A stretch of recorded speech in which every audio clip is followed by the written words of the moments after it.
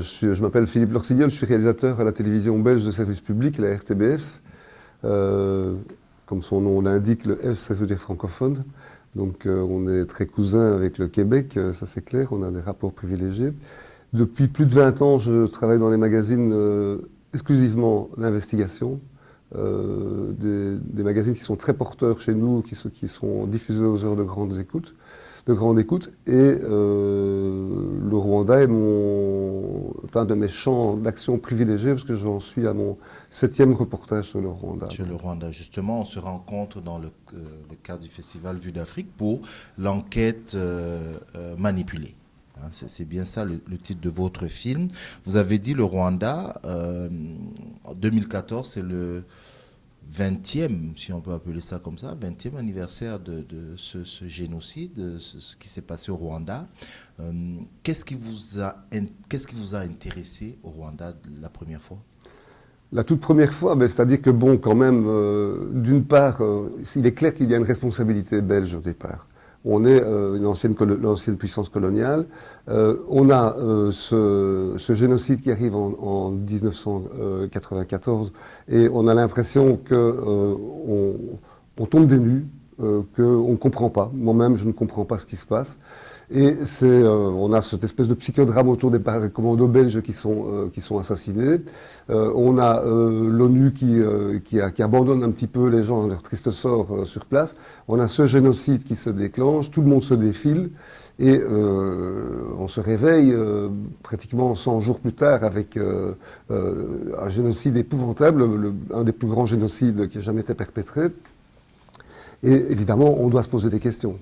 Et en tant que journaliste, on se dit qu'est-ce qui s'est passé, etc. On commence à se poser vraiment des questions. Quelle est notre responsabilité? Comment a-t-on pu en arriver là? Comment a-t-on pu faire pour abandonner les gens sur place? Les témoignages commencent à arriver. Donc on est interpellé par ça. Et donc on décide de s'intéresser à ça au travers des premiers procès de compétences universelles, où des coupables, on peut dire déjà des coupables parce qu'ils ont été condamnés par la suite, sont présentés devant la justice belge et nous nous intéressons à ça. Donc nous allons sur place au Rwanda recueillir les témoignages de différentes personnes et donc au travers de ces procès de compétences universelles, il y en a eu 3, on a fait des sujets là-dessus. Donc, Alors, Philippe Lorsignol, le titre de votre documentaire de votre enquête est l'enquête manipulée. Je veux dire, il n'y a pas plus explicite que ça, l'enquête manipulée, et vous faites allusion à l'enquête du juge français Bruguière, que vous, je dirais, vous démontez complètement son enquête. Question simple, banale, pourquoi, d'après vos conclusions, pourquoi le juge Bruguière manipule l'enquête? Alors là, évidemment, là on rentre dans le domaine des suppositions, on n'a évidemment aucune preuve. Mais le juge Bruguière est coutumier du fait, c'est-à-dire que dans toutes les enquêtes du juge Bruguière, maintenant on se rend compte que pratiquement dans presque toutes les enquêtes qu'il a exécutées, il y a eu des problèmes. On a encore maintenant des problèmes avec les enquêtes sur Karachi. Il y a eu les terroristes, les pseudo-terroristes de Vincennes. Et chaque fois qu'il y a un dossier de Bruguière, il y a des problèmes. Il y a pratiquement des problèmes à chaque fois. Alors il faut savoir que Bruguière, c'est quelqu'un qui est très imbu de sa personne, qui se considère comme une superstar, ce qu'il a été en France, superstar de l'antiterrorisme, et qu'il avait en fin de carrière des désirs de représentation politique. Donc il a voulu, en arrêtant sa carrière de juge, se présenter aux élections, et il avait comme ambition finale de devenir garde des Sceaux. Donc ce qui l'intéressait, alors que c'était un homme qui est plutôt d'une tendance de droite, et qu'à ce moment-là, on était en cohabitation avec Mitterrand, il voulait faire plaisir à Mitterrand, couvrir la France de toutes les exactions qu'elle avait pu faire dans le cadre de ce génocide, et couvrir la France de Mitterrand, mais la France aussi d'Alain Juppé et des ministres de la cohabitation, c'est-à-dire des ministres de droite. Donc il rendait service à tout le monde, et il pensait s'ouvrir une voie royale comme éventuel ministre de la France. Bon, ces calculs ont été mis à mal parce qu'il n'a pas été élu comme député, et finalement, tout ça est tombé à l'eau. Mais évidemment, encore une fois, ce ne sont que des suppositions. On ne peut pas expliquer ça autrement. Parce qu'on ne voit pas très bien quels seraient les autres moteurs. Mais son enquête, en tout cas, quand on découvre son enquête, parce qu'il a fallu un certain temps avant de découvrir son enquête, vraiment, la plupart des avocats qui ont vu cette enquête ont dit « Mais comment est-ce possible d'avoir une enquête aussi mal faite, aussi mal fagotée, aussi mal construite ?» Et donc, tout le monde est tombé de haut en disant « Quoi, ce grand juge, là, c'est tout ce qu'il a réussi à faire pendant de 2006 de 1998 à 2006 ?» C'est ça qu'il a dans son dossier. Enfin, c'est épouvantable. Donc démonter cette enquête-là n'était pas si compliqué que ça à faire. Vous arrivez, vous la démontez alors que l'enquête du juge Bruguière passe pour la vérité. Voilà, enfin, on sait ce qui s'est passé au Rwanda. Votre enquête s'appuie sur certains éléments. Tous les témoins qui ont été présentés quasiment sont tous revenus soit sur leurs propos ou n'étaient pas du tout crédibles. Cette histoire des missiles qui ont descendu l'avion, où vous démontrez en fait quelque part qu'ils viennent de la France, en fait, c'est ça. Donc, peut-être. Entre guillemets, peut-être. Mais quand on regarde cette enquête-là, on se dit, Philippe Lorsignol est journaliste, certes, mais il est belge. On met le tort sur les Français. Les Français disent non, ce n'est pas nous. Ça vient d'ailleurs. On a l'impression que ça se renvoie la balle du côté des puissances occidentales par rapport à ce génocide-là. Est-ce que vous pouvez comprendre ce sentiment qu'ont certains Africains? Oui, évidemment. Bon, ça peut mettre mal à l'aise. Le problème, c'est qu'on est à la recherche d'une vérité historique. C'est vrai que il y a eu je pense qu'on s'est renvoyé la balle entre la Belgique et la France. Je veux dire, à la limite, c'est pas de bonne guerre, on va dire ça. Mais il faut savoir que le jour de l'attentat, les bruits qui sont répandus par les Français, et y compris au sein de l'ambassade de France, aux gens qui téléphonent, ont dit ce sont les Belges qui ont fait le coup. Donc, ce qui a occasionné, ce qui a permis en tout cas l'assassinat des 10 paracommandos belges, qui ne sont pas morts au combat, mais qui sont morts assassinés, ce qui est quand même un peu différent pour un soldat. Et donc, il est clair que, renvoyer la balle aux Français, pas dire que c'est de bonne guerre, mais je peux comprendre que les Africains se disent quoi, c'est pas une histoire belgo-française, ici on voudrait savoir la vérité.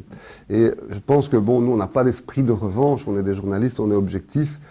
Si les Belges ont une part de responsabilité, on le souligne, on n'a pas peur de le souligner, au travers notamment de l'histoire du Rwanda, où la part belge est très importante de responsabilité.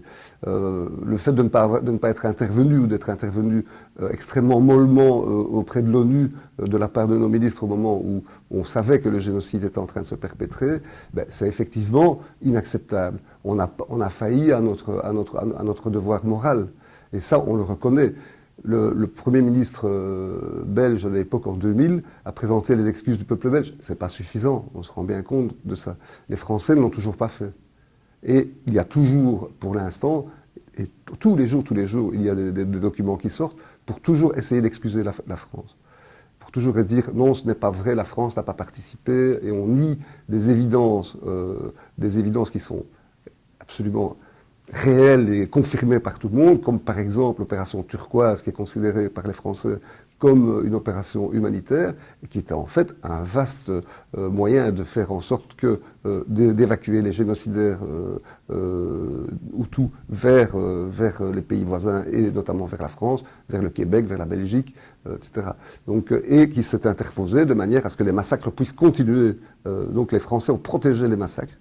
Ça c'est prouvé, il y a des témoins militaires, etc., qui l'ont bien affirmé.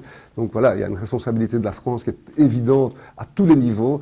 Le gouvernement français reconnaît, et on peut en citer comme ça plein d'exemples, reconnaît le gouvernement génocidaire. C'est le seul gouvernement au monde qui a reconnu le gouvernement génocidaire une semaine après qu'il ait été installé au pouvoir. C'est le seul gouvernement qui continue à fournir des armes pendant toute la période du génocide, en dépit de tous les accords internationaux. Et ainsi de suite, quoi. Il y a plein de choses qui font en sorte que la France bon, franchement, ne peut pas échapper à ses responsabilités dans ce dossier. À propos de ça, dans votre enquête, le juge qui remplace donc le juge Bruguière, en fait, démontre ou trouve des failles dans l'enquête de son prédécesseur. Votre enquête, vous l'avez terminée en avril 2013. Un an après, quelles en ont été les incidences? Est-ce qu'il y a eu quelque chose de nouveau par rapport à vos conclusions ou pas? Mais il y a eu des choses de nouvelles, mais dont on n'a pas vraiment accès. On a évidemment toujours des petites fuites comme ça qui viennent. Vous savez que les journalistes d'investigation ont des grandes oreilles. Donc on sait évidemment qu'il y a eu des perquisitions chez Baril. Le lieutenant, le colonel Baril, si je dis bien, qui est évidemment qui est omniprésent dans le dossier de l'attentat et dont on connaît pas encore, on ne peut pas affirmer avec certitude exactement le rôle qu'il a joué, mais en tout cas, il est certainement un des personnages centraux, il connaît beaucoup plus de choses qu'il ne veut bien le dire. Donc, ces ordinateurs ont été saisis et ont, paraît-il, livré un certain nombre de choses. Mais bon, il y a le secret de l'instruction, monsieur Trévidic, le juge Trévidic, qui a remplacé le juge Bruguière, est quelqu'un de très légaliste, donc il ne va jamais vous parler d'un dossier en cours, et puis après ça serait idiot, parce que de toute façon, ça serait rentrer l'enquête caduque, et ça permettrait à la partie adverse de démonter évidemment toute l'accusation. Donc je pense qu'il y a des éléments nouveaux. Le problème, c'est que le juge Trévidic a aussi des dossiers considérables en main, il a peu de moyens, et donc ça prend du temps. Il paraît, qu'on a eu des échos il y a 2-3 jours, qu'on aurait des conclusions d'ici quelques mois. Est-ce que le FPR a une quelconque responsabilité dans ce qui s'est passé au Rwanda? Ça, c'est une question vraiment qui est presque impossible à répondre.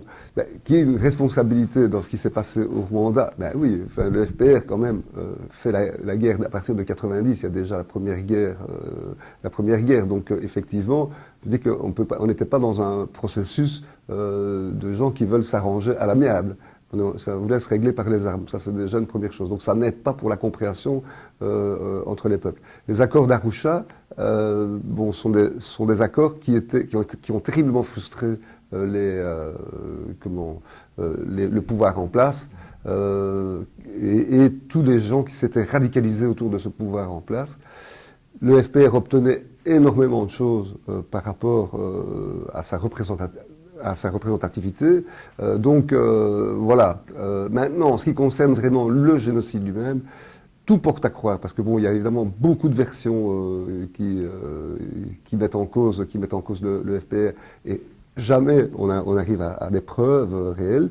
Il est certain d'une chose, c'est que en tout cas, et les témoins, moi j'en ai rencontré, des témoins qui se trouvent à ce moment-là au sein de Kigali, dans la base FPR qui est au Parlement, le jour de l'attentat, ils sont complètement cueillis à froid et personne ne bouge, personne ne sort. Ils se demandent tout ce qui se passe. Alors ça c'est 600 militaires qui sont là, et il me semble que si ils étaient au courant de l'attentat, par exemple, qu'ils auraient tous été sur pied de guerre, prêts à sortir, ou prêts au moins à se défendre. Or, c'est absolument pas le cas, et ça, c'est confirmé dans un des précédents reportages par un major belge qui était là, au moment de l'attentat, et qui est resté là toute la nuit, et qui n'a rien vu bouger, ils attendaient les ordres. Alors, on dit aussi que le FPR a bougé immédiatement, certains prétendent que le FPR a bougé immédiatement après l'attentat, c'est faux. Il aurait fallu 3 jours pour commencer à se mobiliser, parce qu'on ne mobilise pas une troupe comme ça alors qu'elle est en état, disons, d'attente, d'application des accords d'Arusha, etc. Donc on n'est pas vraiment sur pied de guerre. Et donc il faut attendre 3 jours pour que la guerre se redéclenche. Donc pour moi, la thèse, toutes ces thèses qui tournent autour de le FPR aurait fait le coup pour pouvoir, disons, déclencher un génocide et donc pouvoir avoir l'occasion de prendre le pouvoir, etc. Que de toute façon, s'ils en avaient entendu par les urnes, ils n'auraient jamais eu le pouvoir, etc. Parce qu'ils sont minoritaires. Tout ça, ce sont des mobiles, mais rien ne prouve dans les faits. C'est-à-dire qu'à la limite, on peut inventer des mobiles pour tout le monde. Il y a des mobiles. En fait, plein de gens avaient intérêt à ce que cet avion-là tombe. Mais il n'y en a qu'un qui l'a fait. Donc, ça me paraît assez clair. Et je pense qu'effectivement, quelque part, le fait que le président Habyarimana soit tué dans cet attentat a servi les intérêts de Kagame. Ça, on ne peut pas le nier. Et qu'il a permis de faire sa guerre à l'aise, sans passer par le gouvernement, disons, qui était issu des accords d'Arusha. Évidemment, ça lui permet de gagner la guerre et d'asseoir son pouvoir. Ça, c'est clair. Donc, alors on dit souvent, à qui profite le crime? Oui, d'accord, mais bon, à qui profite le crime? Il faut d'abord savoir à qui il a profité dans un premier temps. Et dans un premier temps, il a profité aux génocidaires. Dernière question, Philippe Rossignol. Quelle est la prochaine étape pour vous par rapport au Rwanda? Vous voulez dire en ce qui concerne l'avenir du Rwanda? L'histoire, l'avenir du Rwanda, l'enquête au regard du journaliste, c'est quoi? Mais moi, je pense qu'en tout cas, il est temps que cette affaire arrive à son terme. On est à 20 ans de cet attentat. On a quand même, c'est une histoire extraordinaire. C'est quand même un des plus grands attentats politiques qui ait jamais eu lieu et qui a jamais eu lieu et qui a donné lieu à un génocide, qui a permis un génocide. Donc, il serait quand même absolument hallucinant qu'on ne puisse pas avoir la vérité un jour ou l'autre, la vérité vraie de qui a fait quoi exactement, qui a tiré, qui était aux commandes, qui était en dessous, etc. Bon, tout ça, on est encore dans des présuppositions. On peut encore pour l'instant affirmer très peu qui était vraiment aux manettes. La seule chose, c'est qu'au niveau des responsabilités, on sait qu'il y a une responsabilité évidente de la France dans ce dossier, et la France doit faire son examen de conscience à cet égard et essayer de faire toute la lumière autour de ce qu'elle a fait à cette époque, de ce que la France a fait à cette époque, et arrêter de se voiler, de se draper dans la face d'une grande puissance qui dit moi je n'ai pas à me justifier, nous on n'a rien fait, etc. Non. L'honneur de la France, il est dans la reconnaissance de sa responsabilité, je pense. À partir du moment où on aura cette reconnaissance de responsabilité, je crois qu'on pourrait évoluer de manière beaucoup plus positive dans la collaboration avec les pouvoirs en place, quels qu'ils soient. Moi, je pense que on est de nouveau dans une histoire. On est dans un État souverain, le Rwanda. On n'a pas à intervenir.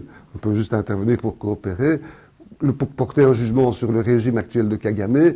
Moi, j'éviterais de le faire. Tout ce que je peux dire, c'est que je sais que ce n'est pas un grand démocrate. Je sais que qu'il y a des exécutions politiques qui lui bénéficient, qu'il a tendance vraiment à faire le vide autour de lui. Et les partis démocratiques ont beaucoup de mal à s'exprimer. Ça, c'est évident aussi. Il y a aussi une grande réussite économique au Rwanda à l'heure actuelle. Il y a l'éducation. Il y a l'éducation qui est améliorée. Il y a la malnutrition qui a été combattue de manière assez intelligente. Enfin bon, bref, il y a aussi des choses positives et il y a eu 20 ans de paix. Et je pense que 20 ans de paix, c'est pas mal. Je crois que le peuple rwandais n'a jamais connu, dans toute son histoire, 20 ans de paix. Alors moi, je souhaite que ça continue, mais maintenant, évidemment, je peux souhaiter aussi que, moi qui suis un démocrate dans l'âme, qu'effectivement, ça puisse se faire dans un État démocratique où tout le monde puisse s'exprimer, évidemment. Merci beaucoup.